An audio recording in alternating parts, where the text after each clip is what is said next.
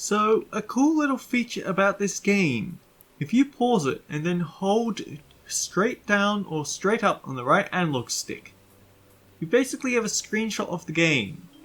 The idea is that you can use the right analog stick to move around your camera while it's paused, but it also registers a direct down or a direct up, which is kinda cool.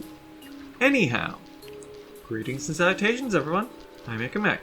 This is Let's Play Sly Raccoon in a cunning disguise.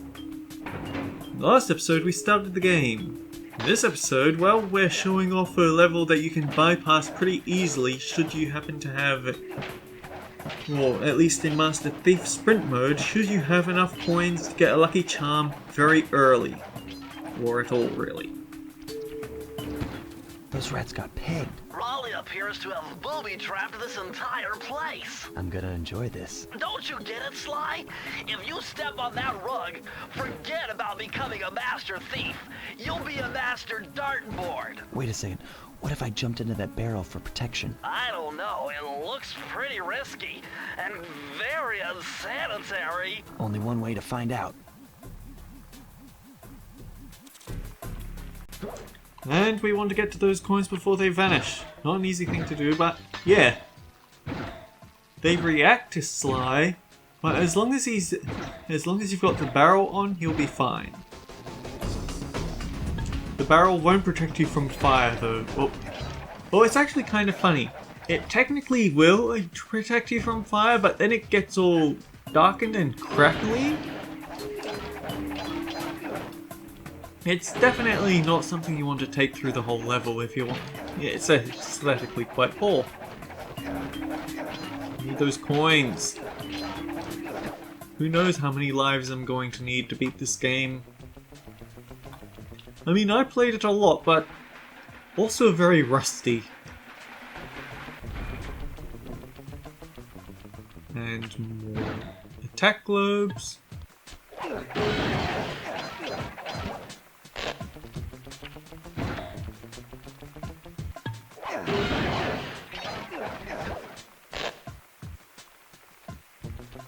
So far, so good. I bet if you stayed still inside the barrel, the guard won't be able to see you, even if he shines his flashlight on you. Of course, now we don't need to worry about whether he can see us or not because he is in a coma. Or dead. Whichever you prefer, really. Yeah, they can be kind of cunning about where they hide their clue bottles. I mean, just look at that, it's hanging way up in the air.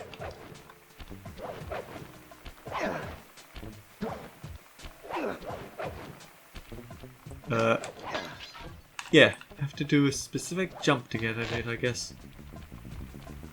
Now here's the thing, he's not moving, meaning that if we walk into that area, he'll see us. There's no time he turns his back, so obviously, we go around. And there is... yeah, there's a globe way in the distance, so you know you're going to still need that barrel. Basically, it's an escort mission. An escort of something that can hide you perfectly.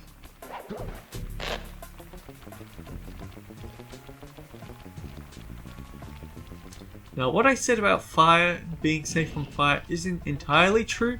Taking any sort of hit will force you outside of it, meaning that if you get hit in the barrel by those flames, then it'll just knock you out so you can get hit by the flames.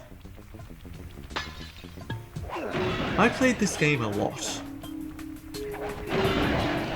That's basically the lesson to be taken here.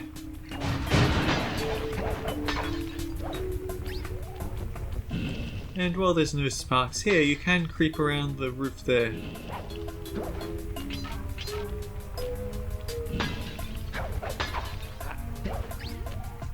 No need to creep around there though.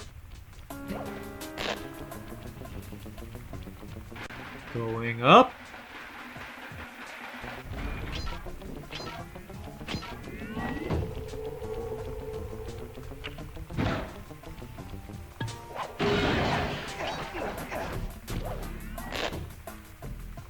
The thing is that spotlights won't register your presence either.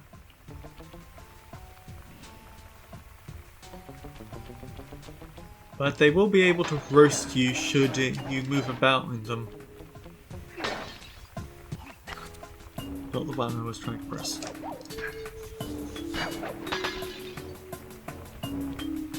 You're still jumping the gun. You need a few more clues.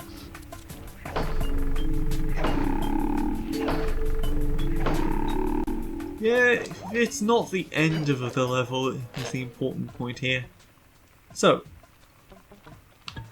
you have to smash the books first before you can walk the barrel up to him and give him a little bit of a stealth kill.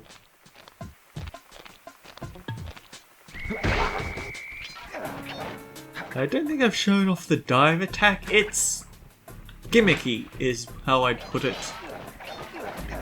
I don't really see any use to it since the swinging your cane around is altogether better in every way, but I guess it exists if you want to be a bit more clever about things. Oh. Someone has a thing for frog-based classics.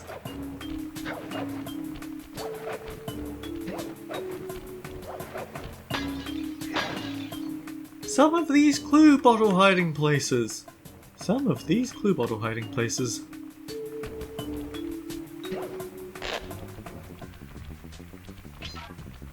Incidentally, no, I'm not going to go straight into the Master Thief sprint. I want to collect way more of the Thievius Raccoonus before I tackle this properly, but I'm just saying, there are only...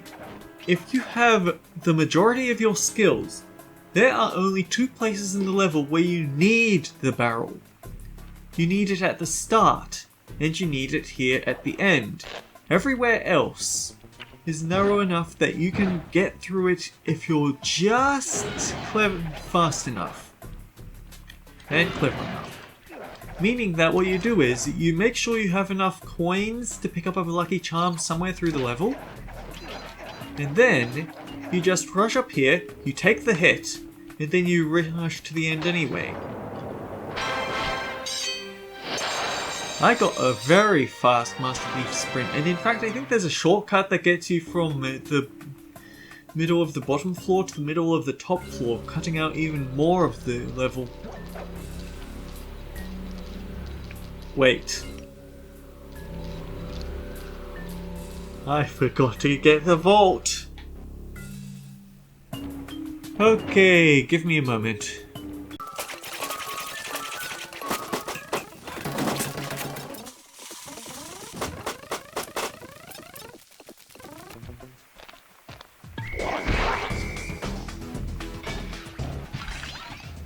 That's what we call getting too impatient.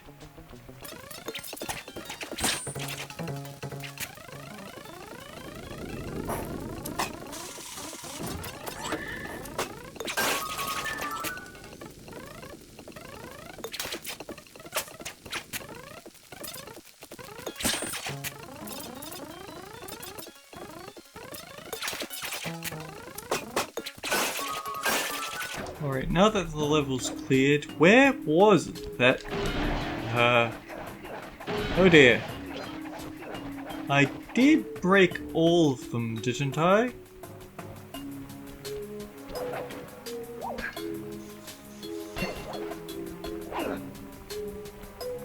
I think I broke enough at least. Anyhow, I feel like it's possible to make this jump. It escapes me at the moment, but you can make that jump onto that thing, I'm pretty sure. Uh-oh.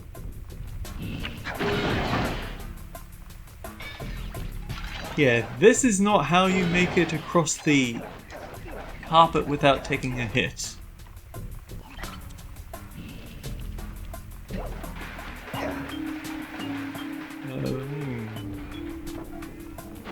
Oh, now I remember. The place where the final clue bottles is actually kind of mean.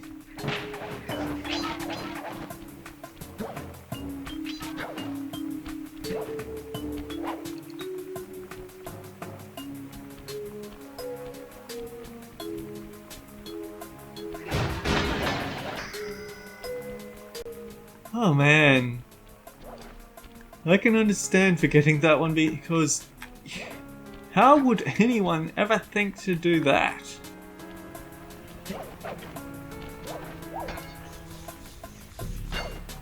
I mean, I'm pretty sure I saw into that area early in the level and I just saw it and thought part of the roof. Or part of the bookshelf. With the help of a straight edge and compass, the answer was simple. Dial in 242. 2, 4, 2.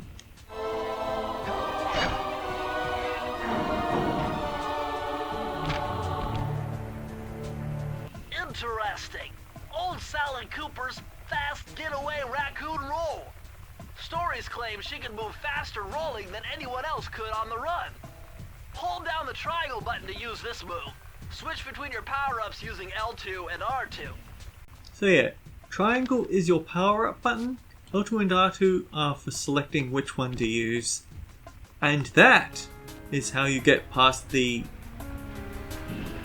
Yeah, like you do need to have a little bit of a head start, but it does actually move you faster than the dartboards can hit you for most of them. The one at the beginning and the one at the end are just long enough that you won't be able to make it through. And even then, we still don't have enough power-ups. I'm going to hold off on Master Thief sprints until I have everything. Meaning that the next 15 minutes will probably be spent on yet another mission. Sly, see that machine wheel? If my knowledge of mechanical engineering serves me right, applying significant rotational torque to achieve maximum velocity will yield a positive result. You mean something good might happen if I can get the wheel to spin fast enough? Isn't that what I just said? Bentley and his need to make things as long and complicated as possible.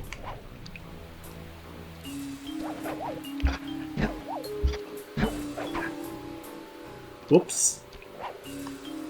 I didn't mean to get up here. And I get the feeling if I fall down, it'll be onto something else. Nope, we're good. The fire down below.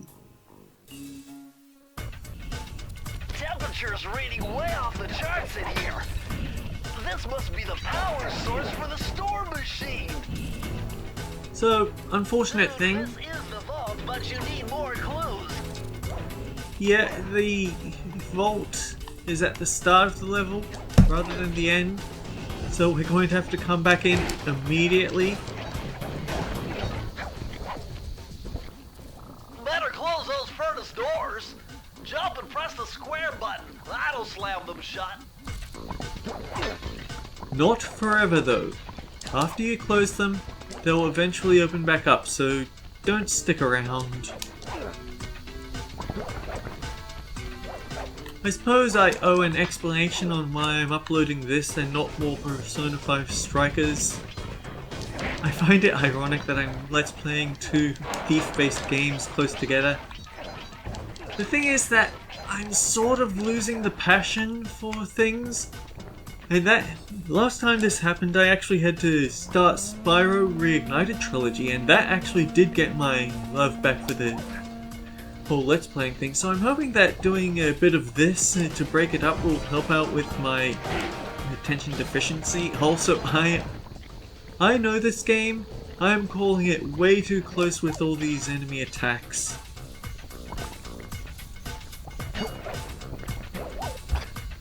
Oh. There's a bottle down here.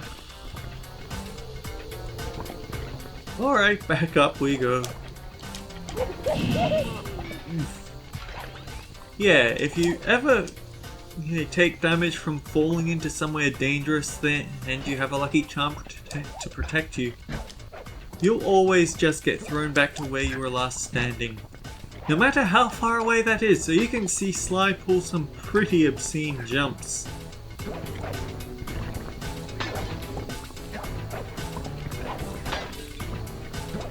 This game has an excellent jumping system though, so like the jumping controls are absolutely fantastic. Not enough games feel this good to me.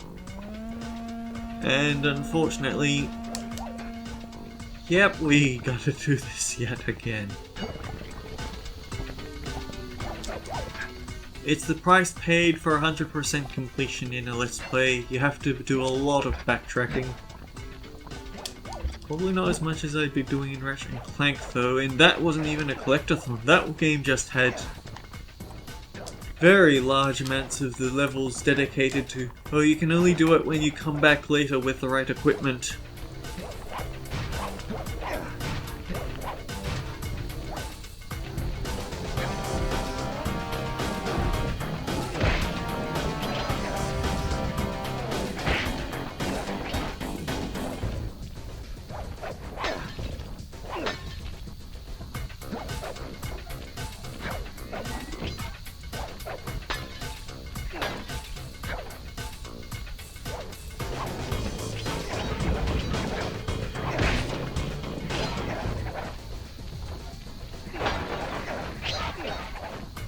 I do have the feeling that there's some bottles hidden up these vents that I'm not getting.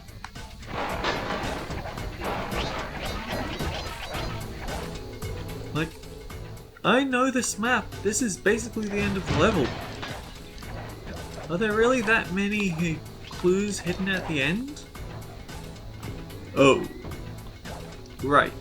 We gotta hustle just a little bit, but not get caught by that spotlight, because the alarm connected to it is actually significantly, well, not significantly, but still, you don't want to deal with that.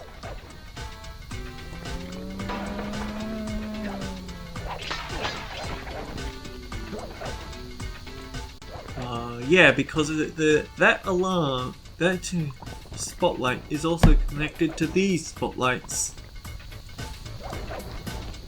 And while we probably don't care, given that we have a silver lucky charm, it's still good to build these habits for when you do the Master Thief sprints.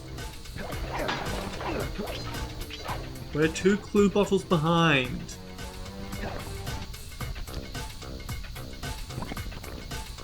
How?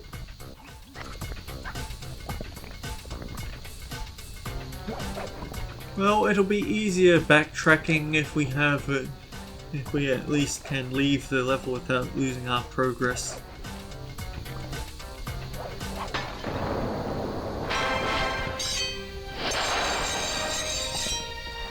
I love how flashily he clicks those keys.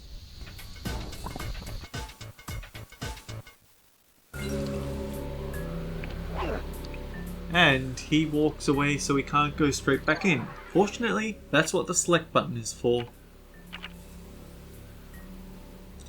This is actually one of the few games remaining that still use that still have the option of using directional buttons for controls.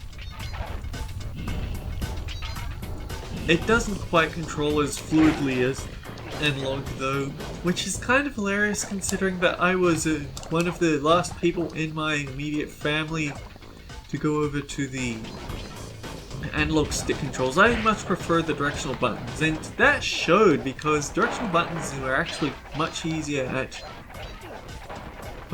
controlling in flying stages in Spyro. Speaking of Spyro. Yeah, I am going to let's play this just to give myself something to break up the Persona videos.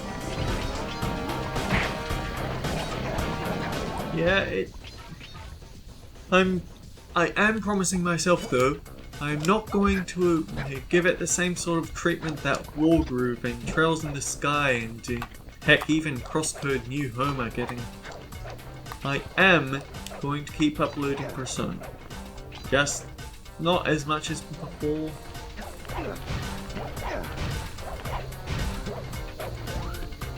Here's a lucky charm to upgrade our current one.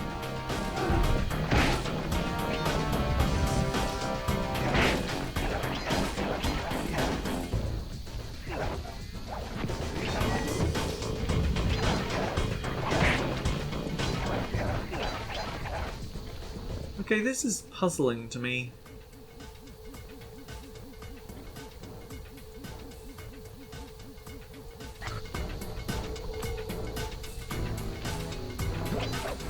If there's ever clue bottles that you're just having too much trouble finding though, there are things you don't have to know all of them perfectly. And I think I might have to rely on that for this level because not all of the pages you find, not all of the vaults have Thievius Raccoonus in them.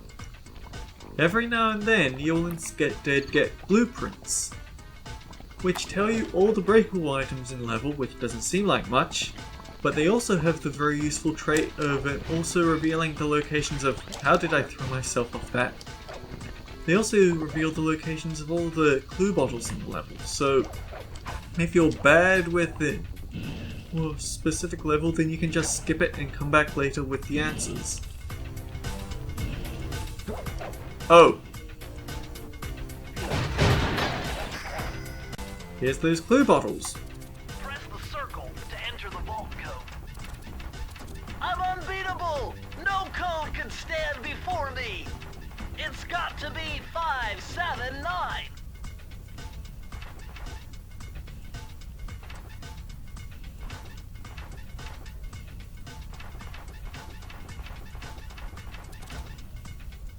Well, too bad, because this time it's 479! These are the blueprints of Raleigh's entire operation. I wonder... Yes! I can wire this info directly into your binocucom. It'll show you the position of nearby clues and breakable objects. Yeah, like I was just saying.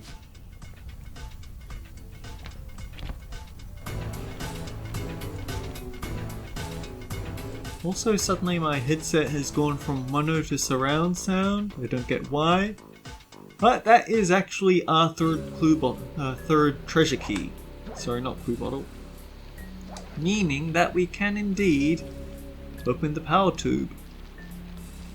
There are actually 2 other levels that we haven't gotten to, but who cares about those? We can just do this.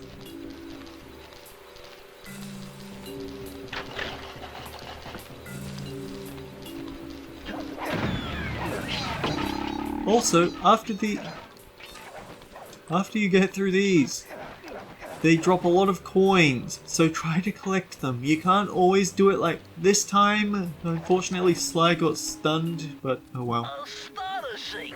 All my calculations led me to believe you had failed to knock out that generator. Never was good at math. Well, here's a real test for you. I found a way up to Raleigh's hideout, but unfortunately, it is doomed to failure. You're not gonna tell me I have to shoot myself out of that cannon. I'm afraid that's the only way. Now you're talking. You're really scaring me, man. Anyway, to get inside that thing, you had to steal all 7 of Raleigh's treasure keys. So what are we waiting for? You show me those hollow whatsits. You mean my holographic markers? Yeah. And I'll swipe whatever it takes to get shot out of that cannon and steal back my family's Thievius Raccoonus. Sly seems to be aware that he's a protagonist because getting shot out of a cannon.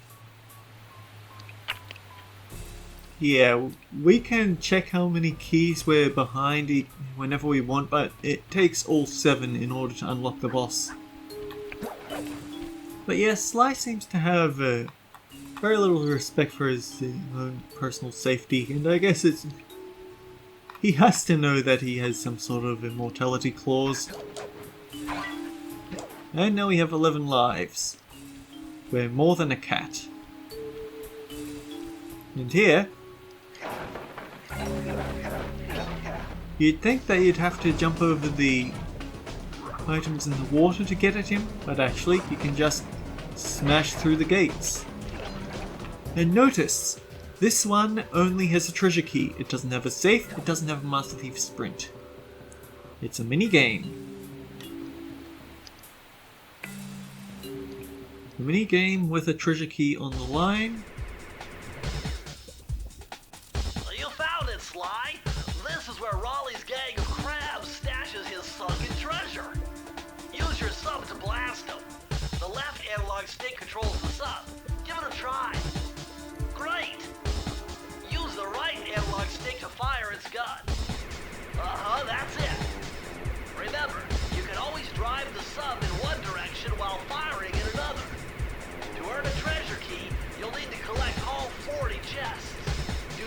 let a crab take one into a tube.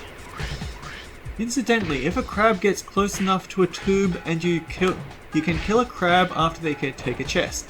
If they get their chest into a tube and you destroy them, then it doesn't count as a failure. The chest counts as a smash for you, thankfully.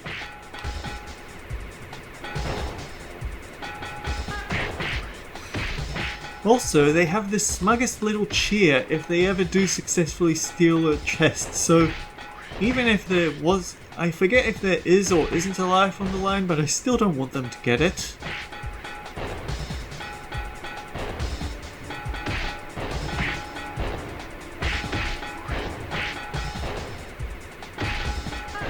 It's still the start of the game, which is why this is generally easy, but uh-oh. Better luck next time? Yeah, see, they dance. Honestly, I kind of deserved that for gloating. I do remember it taking quite a few tries in my childhood to get through this. Although I still can't remember exactly when I got this game. I know I got this game the same day I got a PlayStation 2. I also got Kingdom Hearts, but I wasn't allowed to keep that because the Riku fight at the beginning was so frustrating. My mother just didn't want to deal with me angry shouting at the game over that, so she confiscated the game and she eventually returned it to the shop without me knowing. But then I wasn't getting to play it anyway, so it probably... I have played Kingdom Hearts since.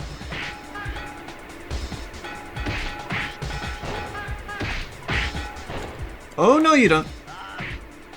Darn it. He got it. But yeah, eventually I got Birth by Sleep for the PlayStation Portable, and I was a bit better tempered about that, so I eventually got a PlayStation 2 copy of Kingdom Hearts again. But it took me a lot longer than the game's release to get a chance to play it, I can remember that much. Whereas this game, this was actually one that I really did enjoy, which is kind of funny because I just said, yeah, I'm getting a PlayStation 2, why not get this Raccoon game? I've heard it's coming out for it, why not get it? And it turned out to be a very favourite game of mine. I talk about it having a slightly unrefined formula compared with the others, and the controls being slightly wonky in comparison, but no! Okay, that's what I mean about the Mercy. If it's close enough to a tube that it's part way into it and you destroy it, then it just counts as a smashed chest. Ooh, you shouldn't count on it, though, because if they're that close, then you're in trouble.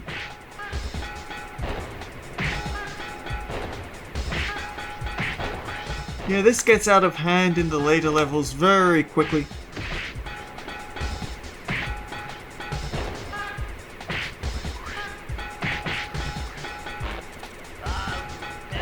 I'm pretty sure that one was really close, so time to speed up until I win.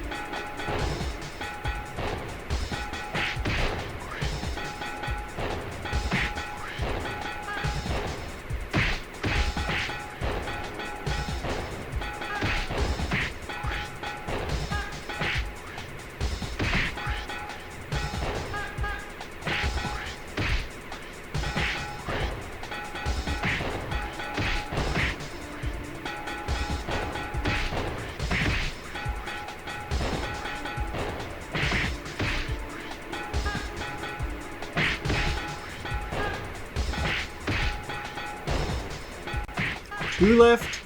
2 left. Congratulations, you did it! And now I'm just killing all the crabs because I can, because they're annoying. Of course, the moment I shut up and start focusing is the moment I actually get to beat this. I guess it's also fair to point out that if there's ever an enemy guarding the entrance to a level, if there's ever an enemy guarding the entrance to a level, they won't be if you leave the level, so you aren't going to bump into someone immediately that's going to hit you for massive damage. But yeah, that's probably a good time to call it. Until next time guys, take care. I'll see you all around.